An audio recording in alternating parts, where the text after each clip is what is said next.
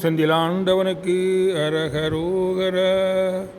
வரியார் கருங்கண் மடமாத மகவாதை தொந்தம் அதுவாகி இருபோது நைந்து மெலியாதே இரு தாளினன்பு தருவாயே பரிபாலனந்து தருள்வோனே.